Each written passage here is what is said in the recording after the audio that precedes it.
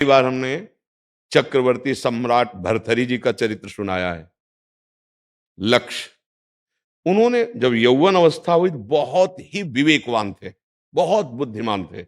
उन्होंने अपने हृदय में देखा चाहत क्या है, तो चक्रवर्ती सम्राट पद मिला था, समस्त वैभव उनका था। तो मन में चाहता है कि यदि सुंदरी स्त्री मिल जाए। विचार किया कि अगर मन ऐसा कह रहा है, क्योंकि ऐश्वर्य वैभव खजाना शासन विक्रमादित्य जैसे उनके भाई तो सब कुछ था, मन की खोज की तेरी को चाह क्या है। उनका विश्व सुंदरी अगर हमें मिल जाए। उन्होंने पूरे विश्व में ऐलान करवा दिया, महाराज चक्रवर्ती सम्राट भर्तृहरि अपने योग्य पत्नी चाहते हैं। बहुत सी सुंदरियां स्वयं आकर के उनके वर्ण, उनमें से एक का वर्ण किया हूं, उसका नाम पिंगला था।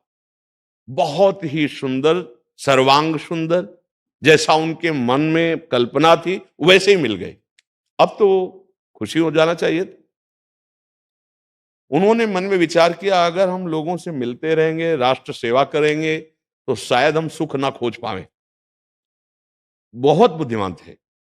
इस मन को मुझे उत्तर देना है कि इसकी मांग खत्म हो जानी चाहिए। अपने भाई को कहा कि तुम राज्य शासन देखिए और मैं कुछ वर्ष तक एकांत सेवन करूंगा पिंगला के साथ, मैं देखूंगा कि सुख है कहां। अब राजा थे, उनका शासन बहुत बलिष्ठ राजा थे। भर्तृहरि जी का नाम प्रसिद्ध हुआ है। पिंगला से ब्याह करके एकांत महल में समय से भोजन पहुंच जाता, कोई प्रश्न नहीं, राष्ट्र संबंधी देश सेवा संबंधी एकांत सेवन। एक दिन पिंगला पीछे महल की खिड़की से झांक के देखा तो अश्वपाल जो घोड़ों की सेवा कराता था, बहुत ही बलिष्ठ, अब राज सैनिक था वो, घोड़ों की सेवा, उसका मन आकर्षित हुआ। इशारे से संबोधन किया और महाराज जब शयन कर जाते तब वो बुलाते, उनसे मिलना प्रारंभ हो गया। भर्तृहरि जी को कुछ पता नहीं। विक्रमादित्य जी अपने भाई की सुरक्षा के लिए कि ये स्त्री बहुत सुंदरी है, पत्नी स्वरूप से है, फिर भी मुझे सावधान रहना चाहिए, मेरे महाराज का कहीं अनिष्ट ना होने पावे, तो कुछ दासियां और दास गुप्तचर रूप से उसी की सेवा में लगाए थे। उन्होंने विक्रमादित्य से कहा महाराज, महाराज का जीवन संकटपूर्ण है, क्योंकि आपके ही बलवान अश्वपाल से महारानी का गलत संबंध है। तो मैं कैसे ये व्यक्त करूं, क्योंकि महाराज तो एकांत में मिलना भी नहीं पसंद करेंगे, पर आज चाहे मुझे प्राण दंड मिले मैं महाराज को सावधान करूंगा। बहुत प्रवीण पिंगला भी थी। सेवक गया, महाराज की जय जयकार हो, विक्रमादित्य भाई आपसे मिलना चाहते हैं। पिंगला समझ गई, तत्काल का महाराज 1 मिनट बाद जाइए, हमने विक्रमादित्य के आचरण में कमी देखी है, वो सदैव मेरे ऊपर गलत दृष्टि रखते हैं और जब मैं उनको स्वीकार नहीं करती तो मुझे लगता है आपको मेरे प्रति भड़काना चाहते हैं। अब जाइए आप। अब वो आसक्त चित्त थे, गए रोष से। तो विक्रमादित्य ने कहा, एक बार बोले मैं समझता हूं तो क्या निवेदन करेगा भाई, इसलिए तेरा मैं अभी सर नहीं उड़ा रहा, चल सिंहासन पर मुकुट रख और भाग यहां से, और निष्कासन कर दिया राजनगर से। उनका भाई साहब आप कहां बोल रहे हैं, आप समझिए आपके साथ छल हो रहा है। बोले मुझे पहले से पता है। एक बात नहीं मानी, पर कुछ मंत्रियों ने उनको गुप्त रूप से रखा कि इनके साथ छल हो रहा है, महाराज अभी समझ नहीं पा रहे। अब भगवान सबका वंडा फोड़ कर देते हैं। एक उस नगर में ब्राह्मण तपस्या कर रहा था धन प्राप्ति के लिए, तो देवराज इंद्र प्रकट हुए, एक अमर फल दिया और अंतर ध्यान हो गए, ये कह के कि अमर फल है। तो उन्होंने कहा मुझ दरिद्र को अमर होने की क्या जरूरत है, मुझे तो रुपए की जरूरत है। दिमाग में आया कि ये फल मैं महाराज भर्तृहरि को दे दूं तो राजा है, अमर हो जाएंगे, ऐसा धर्मात्मा वीर राजा, और मुझे वो धन दे देंगे। ऐसा ही हुआ। महाराज की जय जयकार हो। ब्राह्मण के लिए कोई निषेध नहीं था, ब्रह्म ऋषियों के लिए निषेध नहीं था महल में।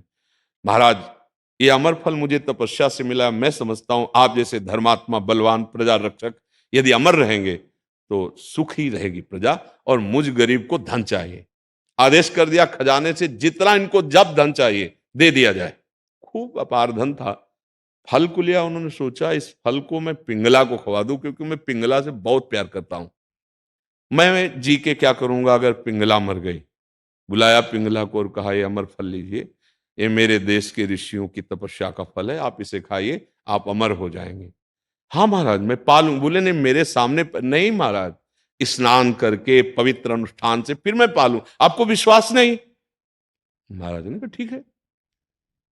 समय से जब वो अश्वपाल से मिली, पिंगला ने सोचा मैं जी के क्या करूंगी, मेरा प्यार तो अश्वपाल है। अश्वपाल से कहा अमर फल पा लीजिए, तुम अमर हो जाओगे, तो जब तक मैं जीवित रहूंगी तुमसे हमारी मित्रता रहेगी। और अश्वपाल की मित्रता थी महाराज के दरबार की नृत्यांगना नवयुवती वैश्या से, जो दरबार में नृत्य करती। वो पहुंचा और वैश्या को फल दिया कि तुम पालोगी तो अमर रहोगी, तुम। वैश्या ने विचार किया मैं तो वैश्या हूं, पाके क्या करूंगी, ये महाराज भरथरी जी को अगर फल मिल जाए तो मेरा धर्मात्मा राजा जीवित रहेगा और मैं उसकी सभा में नाचूंगी। महाराज के पास सूचना पहुंचाए कि नृत्यांगना मिलनी चाहती। बुलाया, क्या बात है, ये अमर फल आप पा लीजिए। उस समय पिंगला नहीं थी। अमर फल तो ये वही है जो ऋषि ने दिया था, यहां कैसे पहुंच गया? लिया और कहा देखो तुम विश्वसनीय हमारी सभा की नृत्यांगना हो, सत्य बताना, क्या अमर फल तुमको किसी देवता ने दिया? को महाराज मैं वैश्या, मेरे को देवता क्या देंगे, अश्वपाल जो आपके महल के पीछे है अश्वशाला में, उसने मुझे दिया। आप तो उनके होश उड़ गए। वैश्या से कहा किसी से बोलना नहीं, तुम जाओ और सभा में कल ऐलान कर दो कि महाराज भर्तरी अपने राज सिंहासन पर बैठने आ रहे हैं। गए, अश्वपाल को बुलाया तो पूरा अदब के साथ पेश हुआ, जय जयकार महाराज की। उन्होंने कहा खड़े खड़े तेरे ऊपर आरा चलवा देंगे, अगर सत्य बोला तो क्षमा कर देंगे। बोल, ये अमर फल तुझे कहां से प्राप्त हुआ? अब उसके तो होश उड़ गए, कैसे बोले। अब उसने कहा अगर मेरी गर्दन माफ की जाए तो मैं बोल पाऊंगा, अन्यथा आप मार डालो, मैं नहीं बोलूंगा। तो उनका कह दिया सत्य बोलेगा तो क्षमा कर देंगे। तो कहा महारानी पिंगला ने दिया। बोले हटाओ, जाओ यहां से। महारानी को हाजिर किया जाए। वो समझती थी सिंहासन में जाके आधे में बैठेंगी।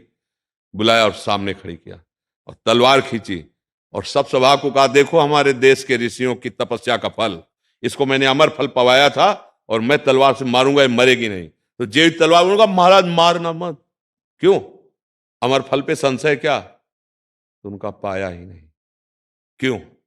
क्या मुझ चक्रवर्ती सम्राट महाबलिष्ठ भरथरी से बढ़कर तुझे कोई प्यारा और सुंदर मिल गया क्या? अब क्या बोल पाए?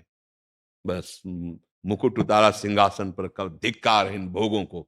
और ऐसे महान विरक्त पुरुष हुए कि विरक्त जनों के लिए उन्होंने भरतरी शतक वैराग्य का उन्होंने रचना रची।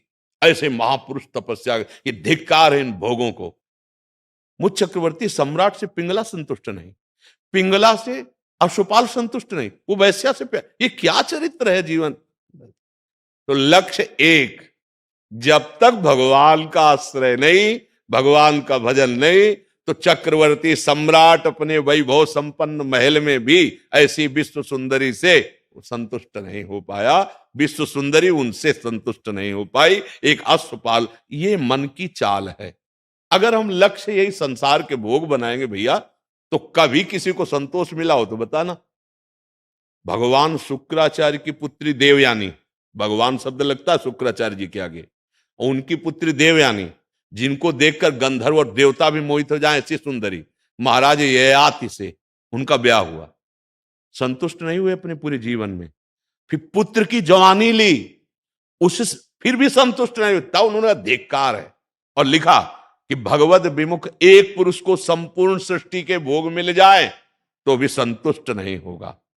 तो अगर मन को संतुष्ट करना चाहते हो, अपने को सुखी करना चाहते हो, तो धर्मयुक्त विषय सेवन करते हुए जीवन निर्वाह करो। इनसे संतुष्ट नहीं हो सकते। संतुष्ट होगे भगवान के भजन से। तब लग कुशल न जीव को, सपने हो मन विश्राम। सच्ची मानो ना,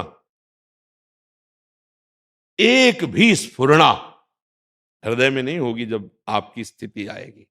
जैसे भैंस के आगे 5 कुंतल सोना डाल दो, कोई फर्क पड़ेगा क्या? उसको फर्क पड़ेगा क्या? नहीं। उसे घास डालो तो उसको, उसका परिचय नहीं। ऐसे उस भगवत प्राप्त महात्मा को त्रिभुवन के सारे भोग कहीं स्फुरणा ही नहीं होगी। क्यों? क्योंकि वो जान चुका है असत है। ऐसे उमा कहूं मैं अनुभव अपना, सत हरि भजल जगत सब सपला, ब्रह्म सत्यम जगन मिथ्या। इस मिथ्या भोगों से कभी किसी की लक्ष्य की पूर्ति हो ही नहीं सकती। नहीं, हमें एक आदमी बता दे कि अगर हम एक बोलना केवल कि मुझे इतना ये मिल जाए मैं संतुष्ट हो जाऊंगा, कभी कोई कामना नहीं होगी, ऐसा नहीं हो सकता। चाहे वो शरीर मांग लो एक, चाहे रुपया मांग लो एक, कुछ भी मांग लो। आप देखो सैकड़ों साइड में आपकी कामनाएं हैं, एक केवल भगवान है जिनके प्राप्त होने के बाद फिर कुछ प्राप्त करना बाकी नहीं रहता, जिनके जान लेने के बाद कुछ जानना बाकी नहीं रहता। अगर लक्ष्य भगवान बनाओ तो बच्चा पूर्ति हो सकती है, नहीं यहां लक्ष्य की पूर्ति कभी किसी की नहीं हो पाई है। आप देख लो, इतिहास साक्षी है और आपका मन साक्षी है। मन कहता है ये मिल जाए तो मैं सुखी हूं, अगर मिल गया संयोग वसात कुछ दिन भोगा, फिर वो दूसरे को चाहेगा, फिर तीसरे को चाहे। ये क्या चरित्र है, क्या मन का चरित्र है? ये कभी तृप्त होने वाला नहीं, कभी नहीं। आप बताओ बच्चा, मतलब